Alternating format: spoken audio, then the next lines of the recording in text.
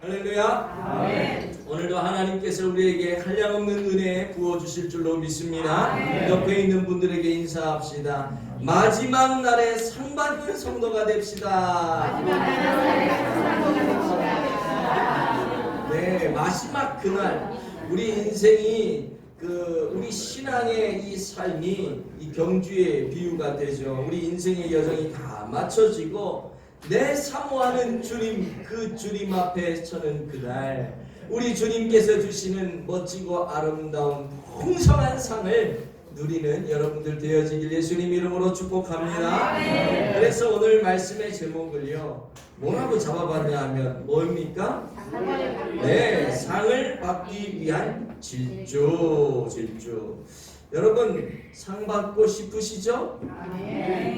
네, 상을 싫어할 사람은 이 세상에 아무도 없을 것 같아요. 하다못해 여러분 집에서 밥상이라도 받으면 얼마나 기분이 좋고 감사합니까? 그렇죠? 내가 차려 먹지 않고 상을 받는다는 것은 너무 즐거운 일이죠. 성경도 상에 대해서 많은 이야기를 합니다. 여러 곳에서 상을 받을 것을 이야기하고요, 상 받기 위해서 열심히 살으라고 이야기를 해요. 디모데후서 4장 7절에서 8절을 보시면 이런 말씀이 있습니다. 한번 보시죠. 시작. 나는 선한 싸움을 싸우고 나의 달려갈 길을 마치고 믿음을 지켰으니 이제 그로는 나를 위하여 의의 면류관이 예비되었으므로 주 곧 의로우신 재판장이 그날에 내게 주실 것이며 내게만 아니라 주의 나타나심을 사모하는 모든 자에게도니라. 아멘. 아멘. 무슨 말이에요? 지금 나 바울 사도가 하는 말이죠. 나 바울을 위하여서 뭐가 준비되어 있다 그럽니까? 면류관이요. 어떤 면류관이 준비되어 있어요? 의의 면류관이 준비되어 있어요. 즉 뭐예요? 상이 준비되어 있다는 것이죠. 그래서 나는 그 상을 받기 위해서 선한 싸움을 싸우고 나의 달려갈 길을 내가 다 달려가고 내가 그렇게 믿음을 지켰다. 지금 이 얘기를 하고 있는 것입니다. 그런데 이 상은 나에게만, 나만 받는 상이 아니라 너희들 모두도 다 받는 상이다. 너희들 모두도. 그러니 뭐예요? 반드시 그 상을 받도록 열심히 어떻게? 달려가라. 그 얘기를 지금 하고 있어요. 빌립보서 3장 14절 한번 보시죠. 시작. 표대를 향하여 그리스도 예수 안에서 하나님이 부르신 부름의 상을 위하여 달려가느라. 아멘. 자, 여기에도 보시면은요, 부르심의 상을 위하여 달려가라. 상을 위하여 달려간대요, 자기가. 마태복음 5장에도 보면 여러분들이 좋아하시는 팔복이라고 하는 말씀이 있는데요.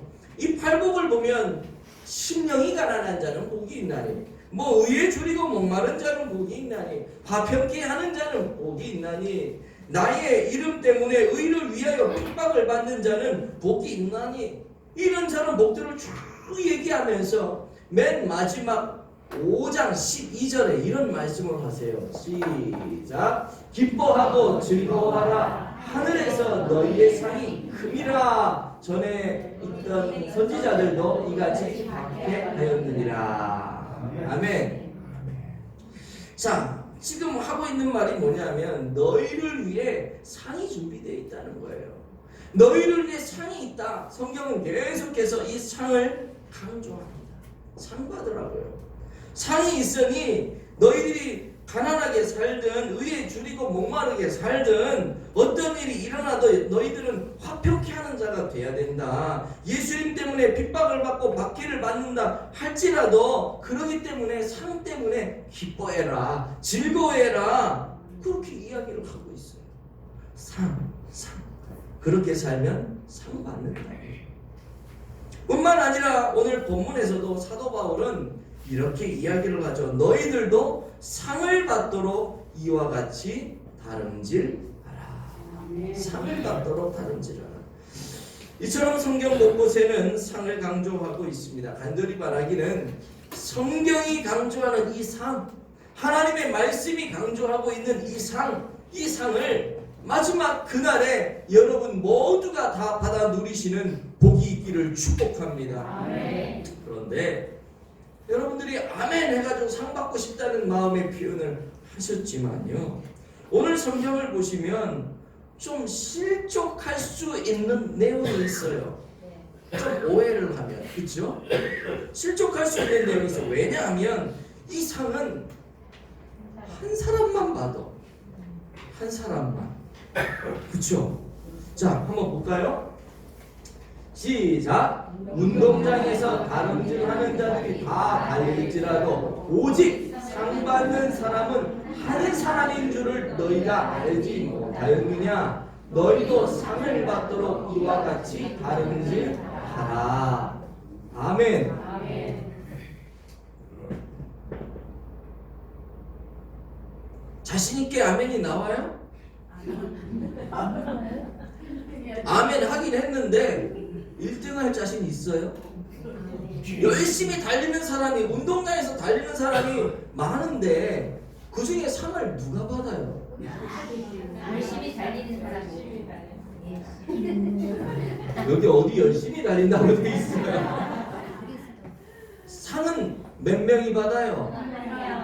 오직 상을 받는 사람은 한 사람인 줄을. 이 말씀을 딱 들으면서 실족이 딱 되는 거예요. 말은 되게 좋은 것 같은데 김새벌이네? 그럴 수 있잖아요. 그렇죠? 아니 열심히 달리면 뭐해? 상 한 사람만 받는데, 이런 생각이 들지 않겠어요? 상 누가 받아요? 이긴 사람이 받죠. 이긴 사람. 누가 이겨요? 1등이 이겨요. 1등이. 얼마나 부담이 되냐 이 말이죠. 그래서 사람들 얘기합니다. 아이고 말은 참 좋다만 야 이거 완전 그림의 떡이네. 이 세상에 이 우리나라만 해도, 우리 교회만 해도 몇 명인데 여기에서 이거 1등 하는 것도 힘든데 한국교회, 세계교회, 야, 이 수많은 신자들 중에, 그 수많은 성도들 중에 내가 과연 저들을 다 제치고 상 받을 자격을 얻을 수 있을까? 아니 세상도 마라톤 대회를 하고 육상 대회를 하고 뭐를 해도 올림픽 대회를 해도 1등, 2등, 3등까지 상을 주는데 성경은 어찌 한 사람만 상 준다고 얘기를 하는 걸까? 학교를 가도 장학금을 줘도 1등, 2등, 3등 그 이외에 또 무슨 장학금 이름들을 막 만들어가지고 동문회 장학금 무슨 장학금 만들어가지고 장학금을 많이 주려고 그러는데 왜 교회는, 왜 하나님의 말씀은 왜 이렇게 넉넉하지가 못하고 한 사람밖에 상을 받는다고 얘기 못할까? 세상이 다 1등만 알아주고 2등, 3등은 뒤로 처지고 사라지기 때문에 아이고 더러운 세상, 1등만 알아주는 더러운 세상, 그리고 죽는 아이들도 많은 것 같은데 어떻게 성경도 똑같이 그렇게 얘기를 하나?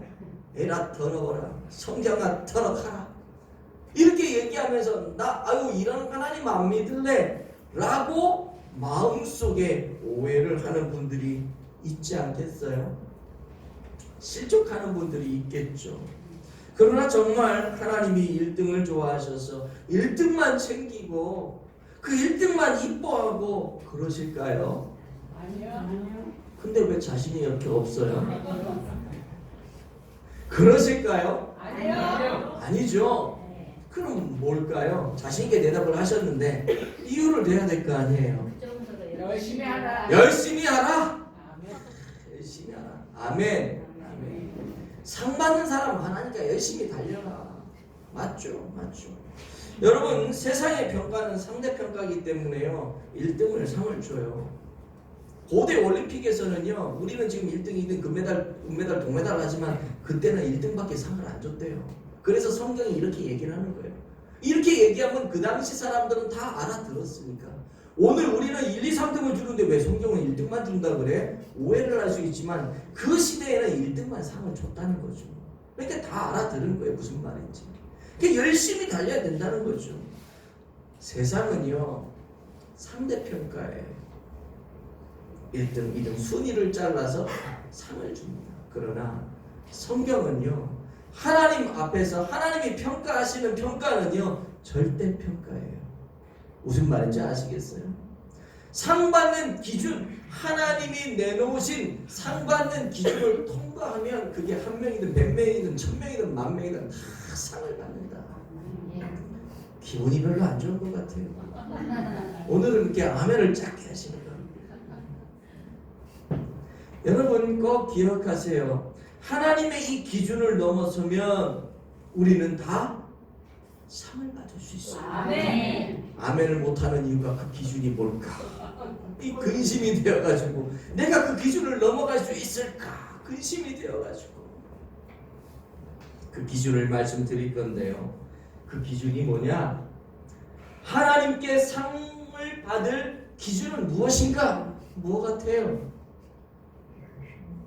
여러분들이 다 하고 있는 거예요. 시작. 예수 그리스도 안에 붙어 있는 것입니다. 예수 그리스도 안에 붙어 있으면 이 상을 다 받을 수 있어요. 아멘이세요? 아멘. 이제 아멘이 조금 커지네. 예수 그리스도 안에 붙어 있으면 상을 다 받을 수 있어. 예수 그리스도 안에 붙어 있으면 우리는 다 1등이 될 수가 있고, 예수 그리스도 안에 붙어 있으면 우리는 다 승자가 될 수 있고, 예수 그리스도 안에 있으면 우리는 하나님의 존귀한 자가 되어서 마지막 그날에 하나님이 상을 주신다니까요. 아멘. 잘 들어보세요. 제가 그 이유를 지금부터 말씀을 드릴 건데요. 자, 로마서 5장 17절을 한번 읽어볼게요. 시작. 한 사람의 범죄로 말미암아 사망이 그 사람을 통하여 왕노릇하였은즉 더욱 은혜와 의의 선물을 넘치게 받는 자들은 한 분 예수 그리스도를 통하여 생명 안에서 왕노릇하리로다.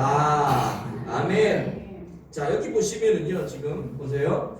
한 사람의 범죄로 말미암아. 이 한 사람이 누구예요? 아담이죠. 아담. 인류 최초의 인간 아담이 범죄를 해요. 어떤 범죄를 합니까? 선악과를 따먹어요. 하나님과 언약을 했는데 언약을 어기고 그 선악과를 따먹어요. 사단의 유혹, 뱀 안에 들어가 있는 그 사단의 유혹을 받아서, 야, 너 선악과를 먹으면 너가 눈이 밝아지기 때문에 하나님이 먹지 말라 그런 거야. 무슨 소리야? 먹어도 돼? 그래가지고 그 유혹에 넘어가서 어떻게 그거를 싹 따먹게 되죠. 그리고 하나님과의 언약을 완전히 깨버립니다. 그로 인해서 자연 모든 환경과 인간에게, 모든 인류에게 하나님의 심판이 임하게 돼요. 그래서 땅은 엉겅퀴를 내게 되고, 남자는 나가서 열심히 노동 일을 해야지 벌어먹고 살 수가 있었고, 여자는 어떻게 해요? 해산하는 수고가 커졌고, 또 나중에는 어떻게 해요? 에덴 동산이라고 하는 이 낙원에서 쫓겨가죠. 신락원이라고 얘기를 하죠. 신락원. 결국 이 사단의 유혹에 빠져 죄를 지은 이 최초의 인간 아담 때문에 전 인류가 죄에 빠지게 되었고, 사망이 왕노릇하고 우리는 사망의 지배를 받게 된 그런 존재가 되었다는 거예요. 그런데 여기 보세요. 자, 보세요. 더욱 은혜와 의의 선물을 넘치게 받은 자들은 한 분 예수 그리스도를 통하여 생명 안에서 왕노릇하리로다. 앞에서는 뭐예요? 사망이 그 사람을 통하여 왕노릇했는데, 나중에 예수 그리스도 한 분 아담, 둘째 아담, 예수 그리스도를 통해서 이제 우리가 어떻게 사망이 왕노릇하던 우리들이 생명이 왕노릇하는 존재로 완전히 존재가 바뀌어지게 됐다는 거예요. 죄에 빠져 허우적대던 우리를 너무나도 사랑하시는 하나님, 우리를 지으신 그 하나님께서 우리를 보니까 너무 안타까운 거예요. 죄를 짓고 허우적대면서 맨날 도망다니면서 눌려 살고 불안해 살고 두렵게 살고 했던 우리의 모습을 보면서 너무 안타까운 거예요. 그래서 저들을 어떻게 하면 구원해 줄 수 있을까? 저들을 어떻게 하면 평안하게 살게 해줄까? 행복하게 살 수 있게 해줄까? 고민하시다가 하나님께서 이렇게 찾아보니까 이 세상에는 저들을 구원할 만한 깨끗한 사람이 하나도 없는 거예요. 여러분, 죄 지은 사람의 죄를 대신 내가 감당하려면 나는 깨끗해야 되잖아요. 나도 죄를 옴팡 져놓고서 저 죄 지은 사람의 죄를 내가 대신 뒤집어 쓰겠다고, 이건 말이 안 되는 거예요. 나도 죄인인데. 그래서 이 세상에서 깨끗한 사람을 하나님이 찾으셨는데 의인은 없나니 하나도 없다. 그래서 하나님이 결정하신 것이 뭐냐? 그럼 나밖에 없구나 하고 하나님이 친히 이 땅 가운데 인간의 몸을 입고 내려오신 거예요.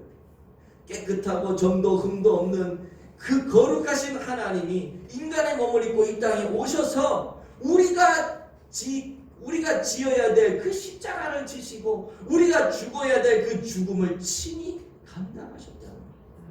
그래서 예수 그리스도가 이 땅 가운데 오셔서 십자가에 못 박혀 죽으시는 그 순간 예수 그리스도 안에 있는 하나님의 자녀들의 모든 죄가 다 사해지게 되었다는 거죠. 그것이 우리의 구원 아니겠습니까? 그런데요, 죄만 사해지고 예수님이 죽음으로 끝? 그게 무슨 의미가 있어요? 그냥 용서받고 죽었어. 무슨 의미가 있어? 살아서 멋진 삶을 사는 게 중요하죠. 그래서 예수님이 다시 부활을 하십니다. 고린도전서 15장 20절 22절 한번 읽어봅니다. 시작. 그러나 이제 그리스도께서 죽은 자 가운데서 다시 살아나사 잠자는 자들의 첫 열매가 되셨도다.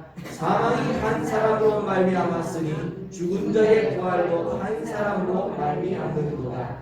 아담 안에서 모든 사람이 죽은 것 같이 그리스도 안에서 모든 사람이 삶을 얻으리라. 아멘. 이해가 되시죠? 예수 그리스도께서 무엇이 되셨다 그래요? 자, 이 앞에 예수 그리스도께서 죽은 자 가운데서 다시 사는 잠자는 자들의 첫 열매가 되셨다. 첫 열매가. 잠자는 자들이라고 하는 것은 죽은 사람들을 얘기하는 거예요. 죽었다 그러잖아요. 근데 왜 자냐 그러면 나중에 영원한 세계에서 다시 살아날 거기 때문에 살아나서 천국에서 살지 살아나서 지옥에서 살지는 모르지만 다시 살아날 거기 때문에 잠자는 자라고 성경은 죽은 자를 표현을 합니다. 잠자는 자, 죽은 자 가운데서 다시 살아나 잠자는 자들의 첫 열매가 돼요. 첫 열매가 뭐예요? 첫 열매. 첫 열매라고 하는 것은 그 다음 열매가 있다는 거예요, 없다는 거예요? 있다는 거죠. 예수 그리스도께서 첫 열매가 되셨다는 것은 그 다음 열매가 있다는 거예요. 다시 부활하셨다라고 하는 것은 부활의 두 번째 열매, 세 번째 열매, 네 번째 열매가 계속해서 있다는 거예요. 그 열매가 누구예요? 우리와 저와 여러분들이죠. 예수 그리스도께서 부활의 첫 열매가 되셨다면 예수 그리스도 안에 있는 우리도 뭐예요? 예수 그리스도가 죽으실 때 우리도 죽었고 예수 그리스도가 살아나실 때 우리도 살아나는 거죠. 부활의 첫 열매가 그분이 되셨다면 우리도 그 다음에 열매가 우리가 된다는 거예요. 예수 그리스도가 이기셨다면 그 안에 있는 우리도 이기는 거예요. 무슨 말인지 아시겠죠? 그래서 고린도전서 15장 57절에 이런 말을 합니다. 시작. 우리 주 예수 그리스도로 말미암아 우리에게 승리를 주시는 하나님께 감사하노니. 아멘. 자, 여기 보시면 승리를 누가 줘요? 하나님이 주시는데 누구를 통해서 줘요? 예수 그리스도를 통해서. 예수 그리스도가 승리하시니까 사망 권세를 깨뜨리시고 부활의 승리를 하시잖아요.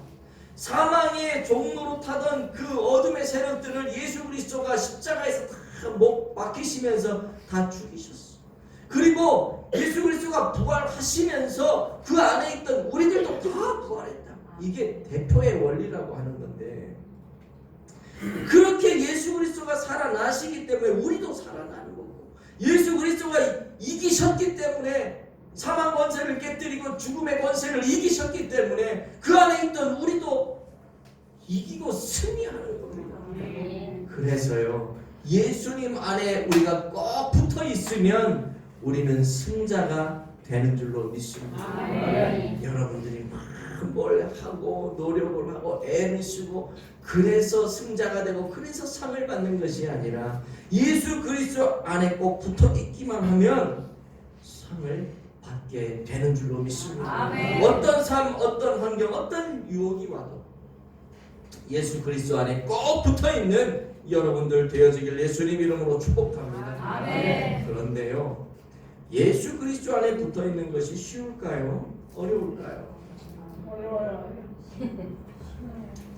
네, 뭐 쉬운 분도 있고 어려운 분도 있을 수 있겠지만 대부분의 많은 분들은 어렵다라고 이야기하겠죠. 세상을 살다 보면요, 이런저런 유혹을 받기 때문에 잠시 말씀을 떠나 살고 싶기도 하고, 잠시 요때는 이 말씀보다는 이 말씀을 적용해서 아전인수격으로 자기를 합리화하는 경우들도 우리 살다 보면 많이 있어요. 어쩔 때는 하나님 이때는 좀 눈 좀 감아주세요. 그러면서 하나님 그때는 나 하나님 잠깐 잊고 살게요. 그런 충동이 일어날 때도 있죠. 얼마나 많아요 사실 그런 게. 그래서 우리가 승리하고 상을 받기 위해서는요, 예수 그리스도 안에 붙어 있어야 되는 게 참 쉽지가 않아. 이걸 하기 위해서는 뭐가 필요하냐면 절제라고 하는 게 필요합니다. 내가 하고 싶은 것, 이 세상이 나를 유혹하는 것, 내가 그거 다 하고 살면 상을 받을 수가 없어. 그래서 둘째, 시작. 절제해야 합니다. 절제. 우리가 상을 받기 위해서는 절제를 해야 돼요. 자, 25절을 한번 보시죠. 시작. 이기기를 다투는 자마다 모든 일에 절제하나니 그들은 썩을 승리자의 관을 얻고자 하되 우리는 썩지 아니할 것을 얻고자 하노라. 아멘. 왜 이기기를 다투죠? 왜 이기려고 막 이렇게 다투고 애를 쓰죠? 상 받으려고. 상 받으려고. 이기기를 다투는 자마다 뭘 한다 그래요? 절제를 한다 그래요. 절제. 절제를 해야지 이길 수가 있어요. 세상에서도 상을 받으려면요, 공부를 하는 아이들이 상을 받을 때 놀고 싶은 거, 자고 싶은 거 이거 다 절제하잖아요. 그거 다 놀고 잠잘 거 다 자고, 여러분 언제 상을 받겠어요? 올림픽 경기에서도 상을 받으려면요, 이 금메달을 따든 은메달을 따든 동메달을 따든 이 선수들이요, 자기가 하고 싶은 거 다 하면서 어떻게 상을 따겠어요? 메달을 따겠어요? 먹고 싶은 거, 자고 싶은 거, 놀러 가고 싶은 거, 영화 보고 싶은 거, 데이트하고 싶은 거 다 하면서 언제 훈련을 하고 언제 상을 받겠냐? 어려워요. 불가능해요. 불가능해요. 그럼 어떻게 해야 돼요? 체중을 감량을 해야 되겠죠? 체중 감량하기 위해서는 먹는 것도 좀 덜 먹어야 되고요. 뭐 기름진 것도 덜 먹어야 되고요. 단백질 뭐 이런 거 더 많이 섭취를 해야 되고요. 먹는 것만 해도 얼마나 절제를 많이 합니까? 또 뭐예요? 사랑하는 사람과 데이트를 하고 싶어도 못해요. 이제 태릉 선수촌에 들어가면 그것도 안 된다 그러더라고요. 이게 다 끊어내야 되는 거예요. 절제해야 되는 거예요. 가지를 다 쳐야 되는 거예요. 그리고 어떻게 해요? 예전보다 더 열심히 운동하는데 최선을 다해요. 최선. 그럴 때 상을 받게 되는 거죠. 제가 사진 하나를 준비했는데요. 이게 뭐죠? 뭐예요? 발만 얘기하세요. 답을 먼저 얘기하면 어떡해. 이게 발인데요. 누구의 발이에요? 네, 발레리나. 누구요? 강수진 씨. 이분이 강수진 씨인데요. 예쁘게 생겼잖아요. 그죠? 오, 이거 발레 하는 거 봐요. 얼마나 아름다워요. 그런데 이 얼굴과 이 발레의 이 모습과 이 발이 어울려요? 안 어울려요. 안 어울려요. 우아한 몸동작과 아름다운 선율에 의해서 이 발레를 하는 이분의 모습과 이 발은 너무나도 안 어울려요. 이 발이 우리에게 뭘 얘기해 줄까요? 그만큼 훈련하고 그만큼 절제했다는 것을 보여주는 것 아니겠어요? 저렇게 했기 때문에 이 위에서는 이렇게 아름다운 자태가 드러나지게 되는 것이고, 세계적인 발레리나의 모습으로 이렇게 모든 사람들이 알아주는 인물이 된 것 아니겠어요? 이분이 뭐 먹을 거 다 먹고 막 밤에 12시까지 막 라면 끓여 먹고 막 아침에 퉁퉁 부어가지고 운동한다고 그러면 그게 되겠냐고요. 안 되죠. 이 사람 누구예요? 네. 92년도 바르셀로나 발음이 잘 안 돼. 그 올림픽에서 이 마라톤 금메달의 영광을 차지했던 황영조 선수죠. 황영조 선수. 이 황영조 선수, 야 얼마나 이거 얼굴 보세요. 얼마나 힘들어요. 이분이요. 제가 그때 인터뷰했던 게 기억이 나는데 운동을 하는데 이 코치랑 이 도로를 뛰고 있는데 덤프트럭 옆에 지나가더래요. 그때 심정이 어땠냐면 그냥 덤프트럭 밑으로 확 들어가 버리고 싶더래요. 그만큼 힘든 거예요. 그만큼 자기를 단련하고 절제하고 그 고난 속에서 자기를 훈련하는 이 너무 힘든 거예요. 이런 절제가 없으면은요 금메달의 영광은 없었던 거예요. 오늘 본문 27절을 한번 보겠습니다. 시작. 내가 내 몸을 쳐 복종하게 함은 내가 남에게 전파하는 등에 자신이 도리어 버림을 당할까 두려워함이로다. 아멘. 자, 상을 받기 위해서 자신의 몸을 쳐서 복종하게 했다. 지금 그 말을 하고 있는 거거든요. 승리자가 되기 위해서 내 몸을 쳐서 복종케 했는데요. 여기서 내 몸을 친다. 내 몸을 친다. 복종하게 한다. 내 몸을 친다라고 하는 말은 어떤 말이냐면 슈퍼피아조라고 하는 말인데요. 그냥 한 대 이렇게 탁 치는 게 아니야. 이렇게 툭 치는 게 아니에요. 막 두들겨 때려가지고 피멍이 들 정도로 엄청나게 내 몸을 치는 거예요. 타박상이 엄청나게 심한 타박상이 들 정도로. 복종하게 한다라고 하는 것은 두라고게오라고 하는 말인데요. 이거는 뭐냐면 종으로 삼다 이런 뜻이거든요. 그래서 내 몸을 쳐서 복종케 한다는 말은 내 몸을 종이 되게 하는, 종이 되게 어떻게 두들겨 패서라도 그렇게 내 몸을 그렇게 한다는 거예요. 피멍이 들 정도로 때려서라도 노예처럼 만들겠다는 내 몸을, 다시 말해서 자기를 엄격하게 훈련하고 절제시킨다는 거죠. 이런 훈련과 이런 절제가 있을 때 마지막 날에 우리 주님 앞에서 뭐예요? 상을 받는 거예요. 주님 안에, 주님에 꼭 붙어 있어야 되는데 이게 쉽지가 않아. 그래서 우리가 절제하고 주님에게서 벗어나려고 그러면 또 절제하고 기도하고 말씀 보고 아니 하면 나 한 번 더 꼬집고 이러면 안 되지 절제하고 그렇게 절제할 때 마지막 날에 상을 받게 된다. 우리가 지난 시간 이제 여러 가지 것들을 살펴봤지만 여러분, 근데 우리가 이렇게 절제하고 사는 거 쉬울까요? 인위적인 노력을 통해서요, 막 아까도 말씀드렸지만 꼬집고 이러면 안 돼. 그렇게 해서 어느 정도 절제할 수 있어요, 그렇죠? 그러나 이 절제할 수 없는 한계에 이르게 되면 절제가 안 될 수 있다고요. 절제라고 하는 것이 참 어려워요. 그럼 어떻게 이것을 절제하며 우리가 이런 삶을 살아갈 수 있을까? 그 이유가 뭐냐면 바로 이겁니다. 시작. 나를 구원하신 주의 은혜가 내 안에 흐르고 넘쳐야 가능합니다. 여러분, 내가 아무리 절제하고 내가 아무리 예수 그리스도 안에 붙어 있고 싶어도요, 내 안에 은혜가 부어지지 않으면, 내 안에서 은혜가 막 우러나오지 않으면 힘들어요. 제가 율법주의와 그 자유한 자에 대해서 얘기했잖아요. 율법주의는요, 내가 막 지키려고 하면 얼마나 힘들어요. 근데 자유자는 어때요? 은혜가 풍성하게 부어지니까 그냥 내가 살아가는 게 다 율법을 지키는 거라. 같은 맥락에서 계속 지금 바울이 이야기를 하고 있는 것이죠. 지난 시간에 우리가 살펴봤지만 여러분, 바울이요, 자기 권리를 포기했는데 권리를 뭘 포기했는지 기억나세요? 바울이 권리를 제일 처음에, 제가 지금 이거 한 달째 설교를 하고 있거든요, 이 9장을. 바울이 제일 처음에 자기 권리를 포기한 게 뭐냐면 먹는 음식 포기했어요.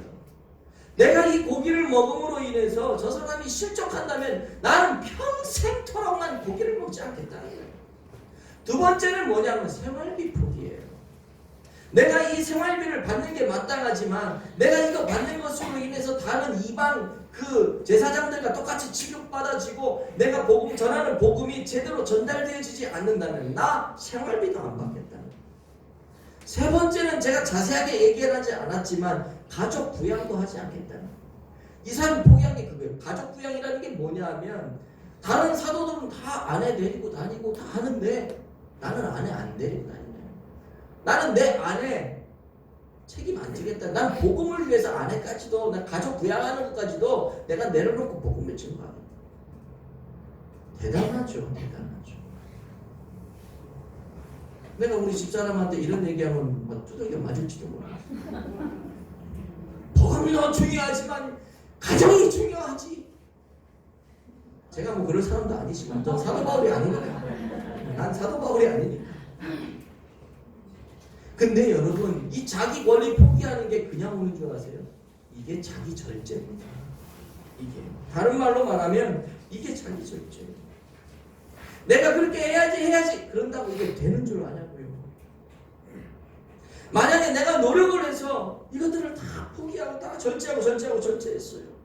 내가 노력을 해서 인위적인 방법을 통해서 했다. 그러면 이게 또 문제가 됩니다. 내가 노력한 이 절제, 인위적인 방법을 통해서 내가 절제했던 이것이 나의 또 의가 되어 가지고 이 의를 드러내면서 이 의가 무기가 되고 이 무기가 망치가 되고 이 의가 뭐예요? 칼이 되고 그래서 내 옆에 있는 지체를 찌르고 때리고 부수고 그렇게 될 수 있어요. 이해되세요? 무슨 말이냐 하면 그거예요. 야 봐라. 내가 이런 사람이야. 내가 이렇게 힘듦에도 불구하고 주를 위해서 내가 이렇게 시간을 들이고 내가 이거 한 달 받는 거 얼마 되도 않는데 이거 가지고 쪼개서 내가 11조하고 감사헌금하고 내가 주를 위해 봉사하고 내가 반찬 봉사하고 내가 하고 싶은 거 안 하면서 내가 이렇게 애쓰고 내가 이렇게 했다. 이게 뭐예요? 내가 절제한 거잖아요. 주를 위해서 절제했잖아요. 그냥 내가 이렇게 했다 그러면서 뭐예요? 그런데 너는 뭐해? 이렇게 나가면 사람 죽이는 거예요. 내 의를 드러내면서 뭐해요? 사람 죽이는 거예요. 칼은 안 들었지, 망치는 안 들었지. 그런데 그것이 그렇게 표현이 되어지면 그렇게 되는 거예요. 그래서 정말 위험해요. 그런데 정말 죄송하지만 이런 사람들이 예수 믿는 사람들 중에 얼마나 많아요.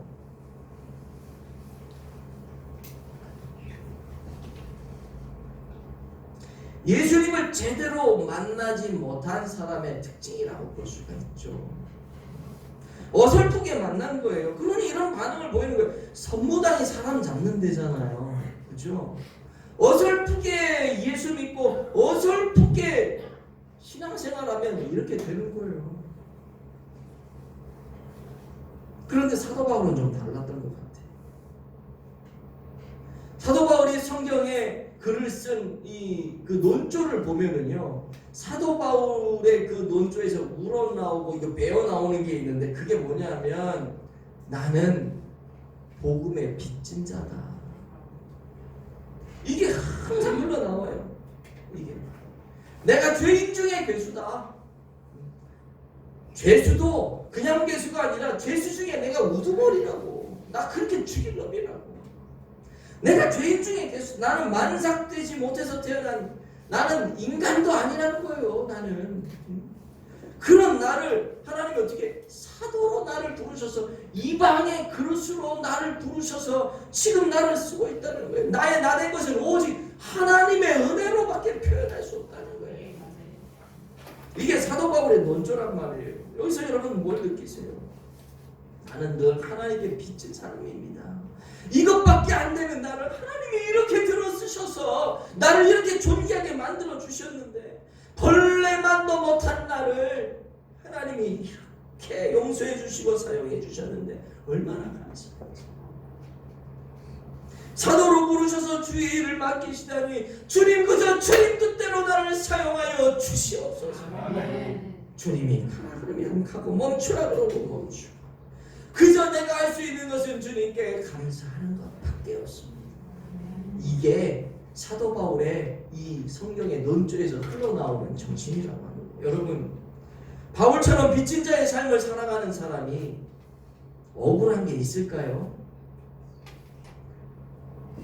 이렇게 하나님께 큰 은혜를 받아서 하나님 나는 이런 인간인데 어떻게 나에게 이런 은혜를 주셔요?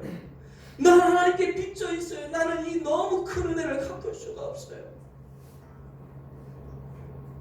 이렇게 살아가는 사람, 빚진 자의 모습으로 살아가는 사람이 원망이 될까요?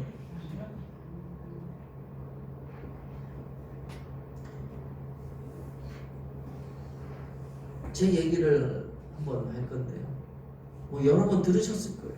제가 태어날 당시에 저희 어머님이 아버님이 오토바이를 타고 가시다가 이 미군 육공 트럭 큰 트럭하고 이렇게 정면 충돌을 하면서 아버님 떨어져 나고 공중부양에 붕 떨어져 나고 오토바이 산산조각 나고 우리 어머니는 저를 만삭 때 임신했을 때 우리 어머니 떨어져 나고 그런 상황에서 제가 태어났어요. 병원에 갔더니 미군 차량을 부딪혀서 미군 병원에 갔는데 이제 손을 쓸 수가 없다 그래서 미아리 성카병원 지금 성모병원인가 뭐 모르게 그 병원인지 모르겠는데 아마 그 병원 그냥 와가지고 이제 수술을 하는데 의사가 하는 말이 그거예요. 산모를 살리든 아이를 살리든 결정하라는 거지 우리 아버지에게. 그때 우리 아버지는 당연히 산모를 살릴 수밖에 없죠. 저는 이미 그때 죽은 목숨이었어요.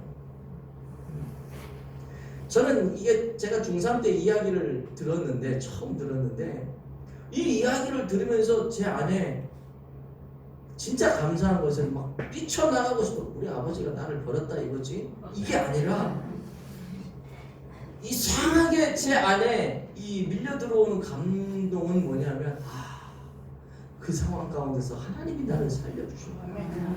이미 나는 17년 전에 16년 전에 죽었어야 되는 인생인데 내가 지금 16년을 보너스로 살고 있구나 이 생각이 드는 거예요. 그 어린 나이에. 기특하죠. 나도 내가 기특했어. 그런 생각이 드는 것 자체가. 근데 지금 와서 돌아보니까요 내가 지금 보너스 인생을 50년째 살고 있어요. 그런데 내 삶을 돌아보니까 요만한 거 코딱지만한 그런 일을 가지고 성내고 열내고 분내고 하나님 원망하고 그럴 때가 너무 많았던 거예요. 제가 철이 들고 신앙이 들어가니까 계속해서 그걸 떠올리는 거예요. 화가 막 이렇게 올라오고 여기서 막 분을 막 토해내고 싶고 그럴 때가 제가 왜 없겠어요. 나도 인간인데.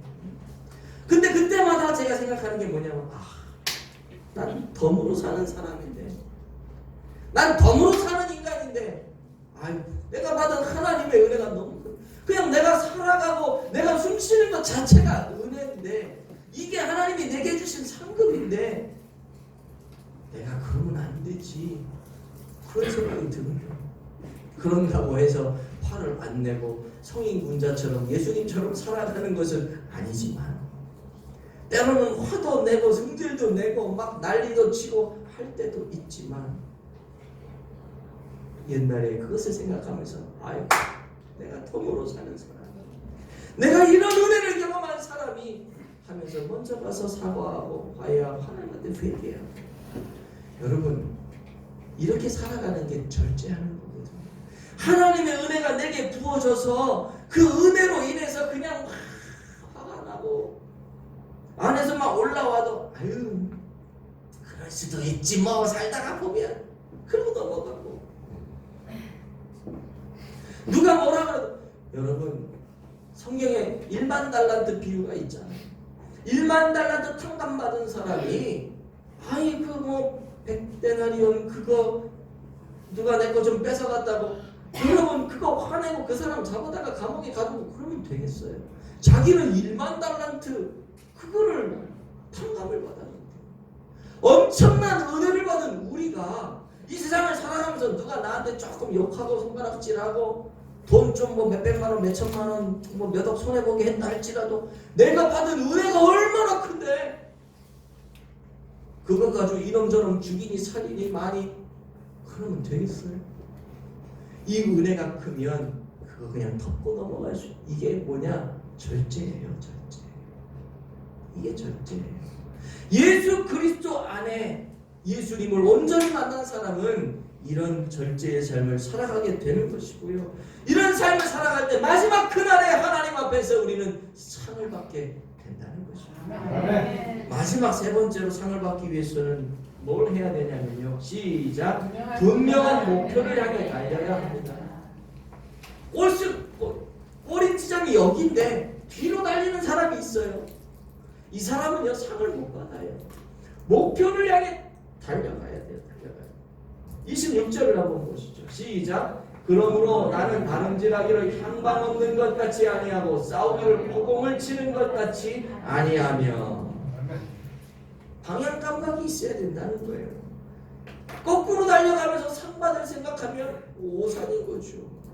권투 선수가 상대방을 정확히 가격을 해야 되는데 여기 뭐예요? 허공을 친다. 허공. 상대방은 여기 있는데 여기다가 치면은요 뒤통수 맞고 뻗어요. 이제 목표와 방향을 정확히 잡아야 되죠. 여러분 저와 여러분의 목표와 방향이 뭐예요? 복음 줄 거예요. 영혼을 구원하는 거예요. 하나님 나라를 아름답고 든든하게 세워가는 거예요. 이것이 우리의 목표가 돼야 돼요. 이 목표가 돼야 돼요. 이게 27절 한번 볼게요. 시작. 내가 내 몸을 저 목적게 하면 내가 남에게 전도한 후에 자신이 돌려버림을 당할까 두려워하느니라. 아멘. 이걸 오해하는 사람들이 있는데 봐라. 구원 받아도 하나님이 버린다. 그렇게 얘기하는 사람, 여러분 하나님이 한번 구원하기로 작정하신 사람은 그 구원이 취소가 돼요, 안 돼요? 안 돼요. 그런데 이 본문을 가지고 그렇게 얘기하는 사람들이 있어요. 봐라, 사도 바울도 봐라. 전 바울의 자신이 도리어 버림을 당할까 두려워하지 않느냐. 구원에서 취소될까봐 두려워하지 않느냐. 그렇게 얘기를 하거든요. 그런데 이건 그게 아니에요. 이건 상에 관한 부분을 얘기하는 겁니다. 구원은 이미 받은 것이고 구원 받은 건 구원 받은 것이고 상 받는 건 또 별도예요. 그래서 뭐냐? 내가 내 몸을 쳐서 나 스스로를 그리스도 안에 있으려고 그리스도 안에 붙어 있으려고 나를 절제하고 내 몸을 쳐서 절제했는데 그럼에도 불구하고 뭐예요? 내가 남에게 이런 절제하면서 그리스도를 증거하고 하는 그런 삶을 살면서 혹시라도 내가 이렇게 상 받으려고 했는데 상을 못 받을까봐 그게 뭐예요? 버림받을까. 상을 못 받는다는 게 버림받는 것이 구원이 취소된다는 의미가 아니라는 거예요. 그럴까봐 내가 뭐예요? 두려운 마음으로 더 열심히 상을 향해 달려간다는 거거든요. 바울이 지금 그렇게 가고 있는 거예요. 목표가 분명해요. 오늘날 성도들을 보고 교회들을 보면은요, 목표가 분명하지 않아서 문제되는 그런 부분들이 상당히 많은 것 같습니다. 성도들 사이에 또 교회 안에 문제들이 이렇게 일어날 때 이런 것들을 찾아보면요, 우리가 목표를 분명히 하면 금방 그 문제가 해결되거든요. 근데 목표를 분명히 하지 않고 나타나는 현상들만 바라보니까 목표가 희미해져. 그러니까 문제를 해결할 수 없는 거예요. 그냥 눈에 보이는 것만 가지고 막 싸우고 욕하고 헐뜯고 그러니 서로에게 상처를 주고 교회가 찢어지고 갈라지고 깨지고 아무리 전도를 해도 그 뒤에 아무리 전도를 해도 전도가 돼요? 안 되죠. 목표는 영혼 구원이 돼야 돼요. 목표는 영혼 구원이 돼야 되고 하나님의 교회를 든든히 세우는 것이 목표가 된다면 내가 싸울 것도 안 싸우고 그게 되는 건 아니겠어요? 목표가 분명하면 문제가 금방 해결되는데 어둠의 권세 잡은 자 사단이 그 목표를 흐릿하게 해가지고 목표는 안 보이게 하고 지금 당장 내 눈앞에 있는 그것만 보게 해가지고 목표를 완전히 무너뜨려서 결국 성도를 무너뜨리고 교회를 무너뜨리고 오늘날 그런 모습이 얼마나 많냐 이거예요. 여러분, 분명한 목표를 향해 달려나가는 성도들 되어지기를 축복합니다. 그렇게 생활할 때 주님 앞에 큰 상을 받게 될 것입니다. 말씀을 맺겠습니다. 바울은 우리 인생을 경주에 비유합니다. 이런 인생, 이런 삶을 살아가면 마지막 그날에 너희들이 상을 받을 것이다. 그것이 뭐예요? 첫 번째, 그리스도 안에 붙어있는 삶을 살라는 거였죠. 두 번째는 뭐였어요? 구원이라는 엄청나게 큰 은혜를 입은 자로 늘 하나님에게 나는 빚진 자입니다 라고 하는 마음, 이 심정을 가지고 절제하며 살라고 그랬어요. 그리고 세 번째로 분명한 복음 증거와 영혼 구원에 대한, 교회를 든든히 세울 것에 대한 이 분명한 목표와 방향을 가지고 달려가라 그랬습니다. 오늘 우리가 이런 마음으로 달려가서 신앙의 경주를 마친 이후에 우리 주님 앞에, 내 사모하는 주님 앞에 섰을 때 아름답고 큰 그런 생명의 면류관을 받아들이는 성도들 되어지길 예수님의 이름으로 축복을 드립니다.